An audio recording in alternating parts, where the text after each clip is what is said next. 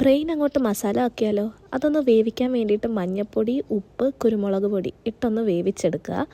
അതിന് ശേഷം വേറൊരു പാനിലേക്ക് ഓയിൽ ഒഴിച്ചിട്ട് കുറച്ച് ബട്ടർ കൂടി ഇടുക. അതൊന്ന് മെൽറ്റായി, നമ്മുടെ ബട്ടർ ഒന്ന് മെൽറ്റായി വരുമ്പോഴത്തേക്കും തക്കാളി ഇങ്ങനെ വട്ടത്തിലൊന്ന് സ്ലൈസ് ചെയ്തിട്ട് അതൊന്ന് സോഫ്റ്റായി വരുന്നിടം വരെ ആ എണ്ണയിലൊന്ന് കിടക്കട്ടെ. എന്നിട്ട് സവാള കുനുകുനാന്നരിഞ്ഞത്, ഗാർലിക് ജിഞ്ചർ പേസ്റ്റ് ഇതെല്ലാം കൂടി ഇട്ടൊന്ന് മിക്സ് ചെയ്തെടുക്കുക. പിന്നെ ആവശ്യത്തിന് ഉപ്പൂടി ഇട്ട് കൊടുക്കുക. എന്നിട്ട് ഒന്നുകൂടെ ഒന്ന് മിക്സ് ചെയ്യുക. പിന്നെ മസാല ആയിട്ട് chilli powder, coriander powder, garam masala, കുരുമുളക് പൊടി ഇതെല്ലാം കൂടി ഇട്ടിട്ട് ഒന്ന് മിക്സ് ചെയ്തെടുക്കുക. പിന്നെ ടേമറിക് പൗഡറും കൂടി ഇടുക. ഇതെല്ലാം ഒന്ന് മിക്സായി വരുമ്പോഴത്തേക്കും യോഗേർട്ട്, തൈര് ഇത് ആവശ്യത്തിന് ഇടുക. എന്നിട്ട് നമ്മുടെ ആ വേവിച്ച് വെച്ച ബ്രെയിൻ അങ്ങോട്ട് ഇടുക. വീണ്ടും ആവശ്യത്തിന് കുറച്ചുകൂടെ എണ്ണ വേണമെങ്കിൽ ഒഴിച്ചു കൊടുക്കുക. കസൂരി മേത്തി ഇതെല്ലാം കൂടി ഇട്ടിട്ട് ഒന്നുകൂടെ നന്നായിട്ട് മിക്സ് ചെയ്യുക.